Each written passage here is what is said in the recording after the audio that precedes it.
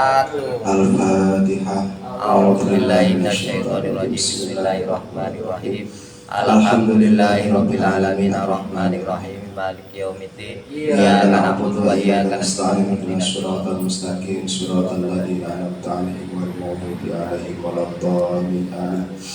Subhanaka la ilma lana illa ma 'allamtana innaka antal alimul hakim. Rabbi shrah li sadri wa yassir li amri wa hlul 'uqdatam min lisani yafqahu qawli. Rabbi zidna ilma warzuqna fahma. Bismillahirrahmanirrahim. Qala al-musannifu rahimahullahu ta'ala wa nafa'ana bihi wa bi ulumihi fid dharain amin. Oke, minta bantuan surat Al-Fatihah nih lali aku. Di malam ini saja nih kula enak undangan. Wis tak sakui insyaallah. Tapi sore tadi kita Pak Yin berbicara karo Mas Dani dikit-dikit. Waduh wis gawat iki. Masih dolah. Lepas dahar ya ora masuk. Jadi apa? Kita hadiahkan surat Al-Fatihah ya, mudah-mudahan almarhumah keluarga pun Pak Kasih. Mudah-mudahan diampuni dosanya, diterima amal ibadahnya, kuburannya menjadi riyadhatun min riyadil jannah. Amin ya Allah. Al-Fatihah. A'udzubillahi minasyaitonir rajim. Bismillahirrahmanirrahim. Alhamdulillahirabbil alamin arrahmanir rahim maliki yaumiddin. Iyyaka na'budu wa iyyaka nasta'in ihdinas siratal mustaqim siratal ladzina an'amta 'alaihim ghairil maghdubi 'alaihim waladdallin. Bismillahirrahmanirrahim. Kita lanjutkan. Hukuman bagi orang yang tidak sholat ya. Yang terakhir adalah yang kelima. Ini yang di dunia ya. Laisa lahu hadun fi du'a'is sholihin. Dia tidak mendapatkan bagian doanya orang-orang yang sholih. Jadi kan misalkan gitu Pak, kita dari bepergian mau masuk rumah, kok di rumah nggak ada orang, maka salamnya assalamu alaina wa ala ibadillahis sholihin. Nah, kalau kita ini orang soleh, orang yang sholat, itu dapat bagian dari salam tersebut. Atau misalkan ketika ada kita doa Allahumma ghfir dzunubi Allahumma ghfir lil muslimin wal muslimat wal mu'minin wal mu'minat al ahya'i minhum wal amat. Nah itu wong sing gak sholat tidak dapat bagian. Nek wong modal sholat baik. Jadi dimanapun di penjuru dunia ini ada orang berdoa sedemikian. Kalau kita ini menjaga sholat 5 waktu kita, maka kita dapat bagian dari doa itu. Bahkan ketika kita sudah mati nanti, kita masih tetap dapat bagian. Itu penak ini. Wa amalati anapun utawi hukuman gitu. Tusibu kang makenani apa alati ing man indal mauting dan nalikane mati fal ula mongko tekang awal iku ayamu tayang to mati sapa man dalilan dalam keadaan hina. Dalam keadaan hina niku pripun Pak? Macem-macem. Salah satu contohnya mati dalam keadaan melakukan dosa besar. Nauzubillah min dzalik. Misalnya lagi minum minuman keras mate oplosan enek tau ngono kuwi lagi LC mati niku dalilan enek maneh mati dalam keadaan ninggal utang sing ora iso di iki ora auzubillahi min dzalik. Memilukan Pak, wong mati ninggal utang memilukan. Makanya kula pesen karo kula dhewe, kita semua kalau mau utang tengok umur kita dan juga tengok aset yang kita miliki, karena haram bagi kita hutang apabila besarnya melebihi aset. Hati-hati nih. Apa meneh sampean hutang wis mbok niati ora bayar. Jadi niku termasuk bagian mati dalam keadaan dalilan. terhina, dihinakan oleh Allah Subhanahu wa taala. Wa tsaniyatu ayyamu tajai'an. Yang kedua, dia akan merasakan matinya besok itu dalam keadaan lapar. Lah bisa dibayangkan Pak, lek mati ini loh dalam keadaan lapar, besok ketika bangkit dari kubur menuju ke padang mahsyar, jangan-jangan termasuk orang yang tidak punya bekal. Seiring toh, enek wong sing pakai baju, pakai kendaraan, dibon roti, yo mbah arem-arem mbah ketupat lontong ya nggak tahu. Yang jelas ada konsumsinya. Perjalanannya naik, ada konsumsi itu berapa enak. Tapi juga ada yang jalan kaki terus nggak punya bekal, yang ngenes toh. Tadi, jadi tak ceritani. Sama tahu, luwe banget tahu. Pernah. Lek poso Ramadan itu luwe niku sik luwe nganu Pak. Urung nemen. Kula niku cerita mawon iki. Pernah merasakan lapar yang luar biasa niku pas poso ngebleng. Etok-etok belajar jajal poso ngebleng. Poso ngebleng niku sedina sungi mboten mangan. Yang pertama niku jadi sekitar jam 12 bengi nih Pak. Kan gak pirang jam nih. Niku luwene jan masang petenge jan kok di kruk-kruk ngoten niku Pak. Awake wis ngene-ngene iki wis ngoyang-oyang. Luwe banget. Lah uang ngarepe mati niku iso ngrasakne kaya luwe banget. Lah yang berikutnya adalah ayyamu ta'atsyan. Mati dalam keadaan haus. Welak banget. Itu salah satu bentuk ujian yang akan diterima oleh orang yang menjelang azal. Lah masalahnya Pak, lek gourmet ngelak karo luwe tok niku sik gampang. Artinya ya wis lah, telah ya ora nek sing dipangan toh. Tapi masalahnya nanti ada sosok-sosok yang menyerupai mungkin orang tua kita, mungkin menyerupai siapa jenenge? Guru kita atau orang yang kita hormati, kita segani. Itu mereka kalau kita lapar berarti membawa semangkuk makanan. Kalau kita haus berarti membawa segelas minuman. Kamu lapar nak, kamu haus nak, coba itu ujiannya. Lalu enggak dijaga oleh Allah iman kita, opo yora kita? Padahal dia sambil misalkan minuman ngeten Pak. Kamu haus nak, iya bu, misalkan yang wujud ibunya sama bapaknya misalnya. Minumlah nak. Katakan ya nak bahwa Isa adalah anak Allah. Contohnya katakan ya nak ada Tuhan selain Allah. Maka ketika diminum seruput, ya wis hilanglah iman dari dirinya. Pokoknya pas misalkan pas ngomong, pas berkeyakinan bahwa Isa adalah anak Allah, seruput langsung karo malaikat sapa jenenge Israil disawut, ya wis selesai.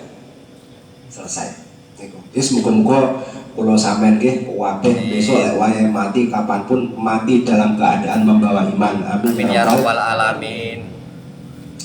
Makane lek teng thariqah niku Pak diajari Pak, sampai lek zikir niku kon ngencepne.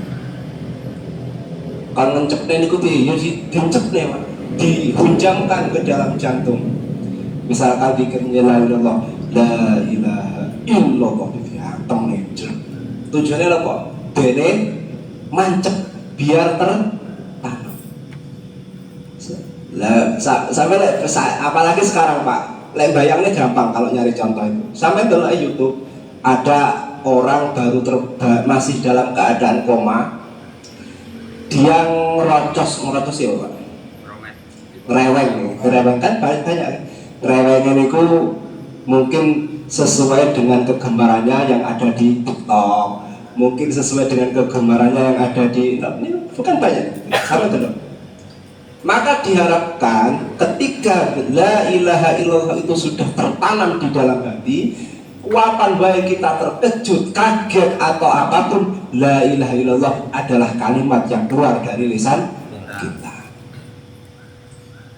Tapi kan orang tahu kaget, wedi kaget, orang usah bayang nih Pak.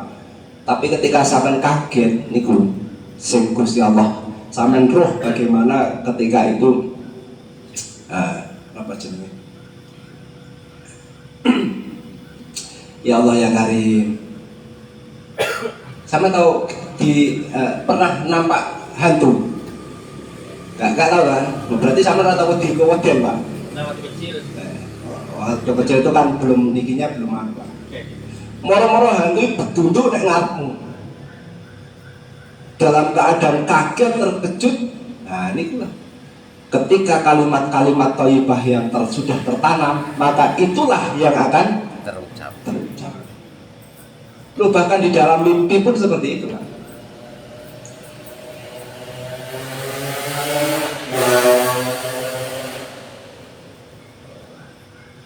Lalu orang tertanam.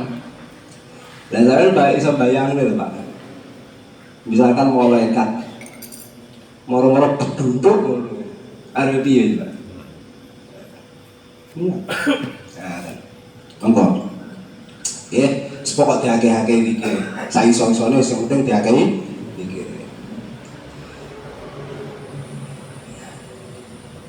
Alladzina yadhkuruna Allaha qiyaman wa qu'udan wa 'ala junubihim. Benar kan ya?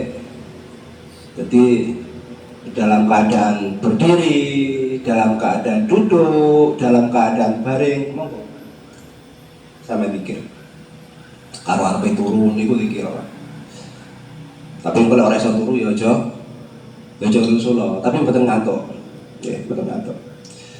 Napa meneh kok Gusti Allah niku wis gelem paring sampeyan diparingi melihat sesuatu yang ajaib-ajaib, oh seneng gak kan. Pos penting dikir lah. Terus aja dikire niatkan semata-mata karena mengingat Allah. Aja sing liya. Terus kita lanjutkan. Walau suqiya biharu dunya maroya. Jadi seandainya dia diberi minum sampai air lautan habis, dia masih akan tetap kehausan. Wa amal lati tusibu fil qabri. Adapun siksa nanti yang akan diberikan ketika sudah di dalam kubur, fal ula yudayyiqullahu alaihi al-qabra hatta takhtalifa atla'uhum.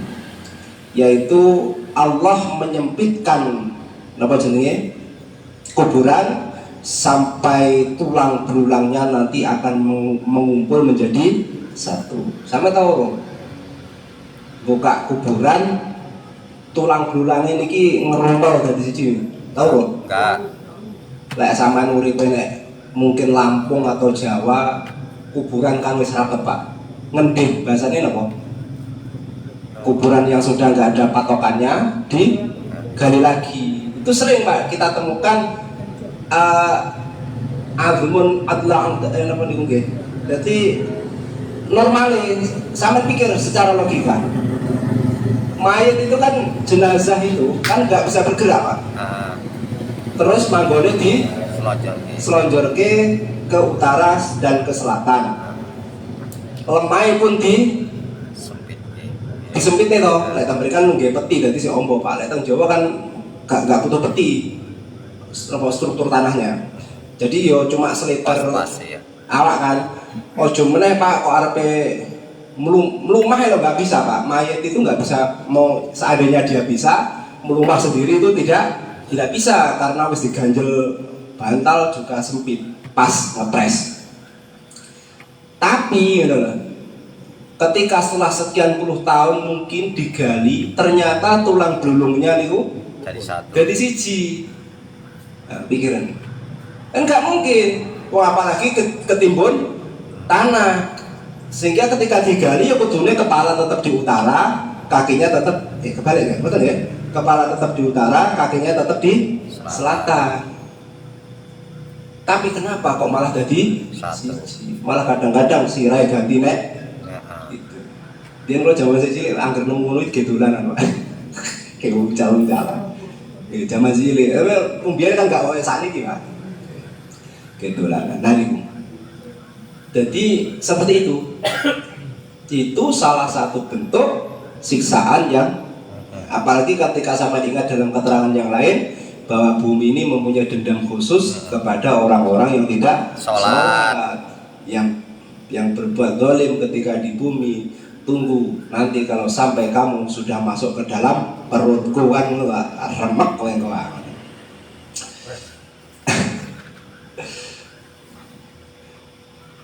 Terus kemudian berikutnya, wasaniyatu yuqatu alaihi fi qabrihi yataqallabu 'alal jamri lailan wa naharon. Nanti di dalam kuburannya itu akan dinyalakan satu api mowo, dan itu lailan wa naharon. Jadi sejak dikubur sampai nanti hari kiamat dia akan dikelilingi oleh api yang membara. Ya mpuh piye bayanganmu, Pak? Pernah ada dulu, kalau nggak salah di Probolinggo. Ini saya artinya kejadian ini saya masih kecil. Jadi ada orang itu ngantar jenazah ke kuburan, dia pakai jam Rolex. Yo ngerti dia Pak, jam Rolex harganya piro? Gawe zaman dulu harganya 2 juta. Karena dia ikut bekerja gali sampai nampani niki jame dicopot. Begitu dicopot, dia lupa naruhnya itu ternyata naruhnya di dalam kuburan. Wah, akhirnya wis marek ditimbun pulang baru ingat, jamku ketinggalan. Ayolah minta tolong, kita gali lagi, tak bayari kabeh. Jam Pak, anggap aja saiki regane lagi piro? 200 juta. Nah, anggap aja 1 juta ya. Lek bayari wong kon gali meneh bayari 1 jutaan paling gelem lho sampe wong tukang gali kubur 1 jutaan mau siji. Begitu dibuka, Pak. Marek tanah jenazah terus ini atap niki apa kan papan, jangan papan ya. Kalau Jawa kan mungkin berapa lah, 2 jengkal ya. Samboni wong miring lah kebayang kan. Tapi ternyata Pak, begitu dibuka satu jebret ini nampak oleh mereka, cara hadis mutawatir Pak, jenazahnya itu dalam kondisi duduk. Saya lagi dibuka siji niku apa nih jeneng? Niku apa nih jeneng itu tutupe niku lagi dinceng ngono kuwi. Loh, ternyata nampak dia sedang duduk. Terus dikelilingi api yang menyala. Dia langsung ditutup meneh dan ditumbun maneh. Itu bukti nyata zaman dulu.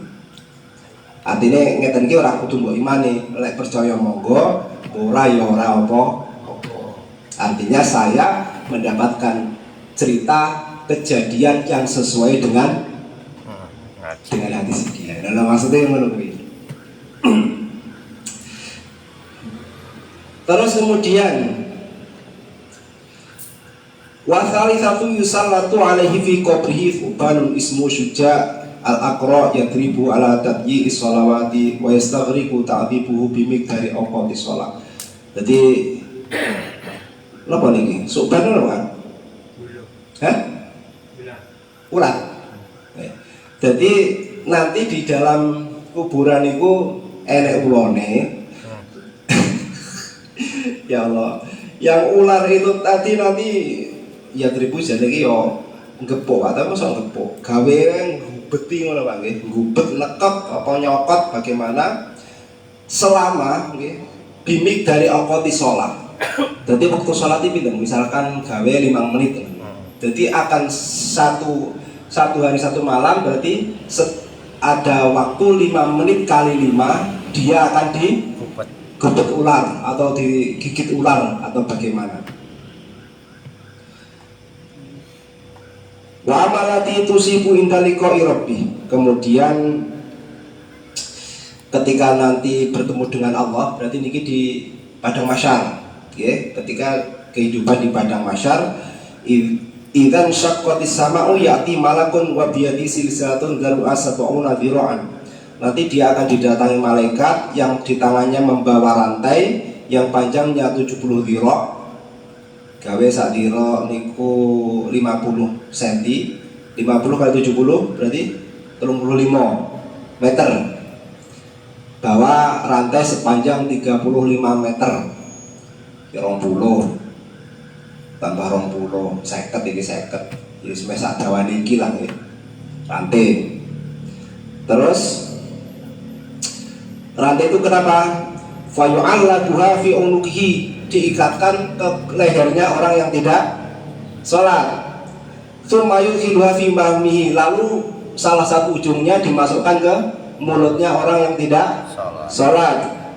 Wa yukhrijuha min duburihi, ditarik lewat duburnya, lewat anusnya, lewat silite, tawarik ini jebrot. Ya Allah ya Karim, pokoknya orang beli babi ngono. Wa huwa yunadi, dan malaikat itu sambil berkata, hada jazaa'u man yudayyi'u faraidallah. Ini adalah balasan bagi orang-orang yang menyia-nyiakan, yang menyepelekan, yang meninggalkan, yang tidak menjalankan apa-apa yang telah difardukan oleh Allah, yakni sholat 5 waktu. Jadi urung nek neraka lho Pak wis dikono nih, urung nek neraka niki. Idzan syaqati sama, ketika langit itu digulung, dihilangkan, ya berarti sik kiamat itu. Sini pada masa koyo ngono hukumane ya Allah. Qala Ibnu Abbas radhiyallahu anhu law anna halqatan silsilati waqat al-ardi la ahraqatha. Kata Ibnu Abbas, sahabat Ibnu Abbas radhiyallahu an, sahabat Ibnu Abbas niki makame teng niku di sing tak critane pundi niku. Nggih. Mau teko Mekah perjalanan 3 jam niku. Taif. Nggih. Jadi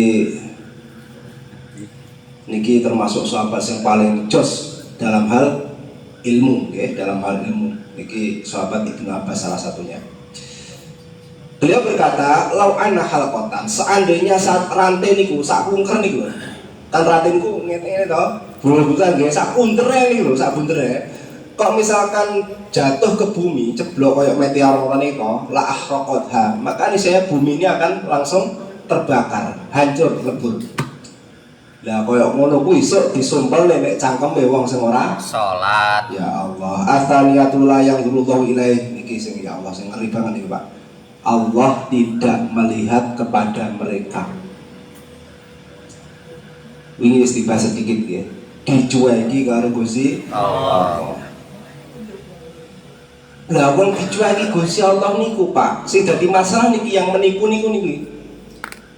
Sampai tahu, wong itu nggak pernah sholat, tapi bisnisnya lancar, bisnisnya maju, duitnya wakeh, misalkan waktu ini, enak ngono kuwi salah satu bentuk, salah satu ciri orang yang dibiarkan oleh Allah Subhanahu wa Ta'ala. Nggak ditengok.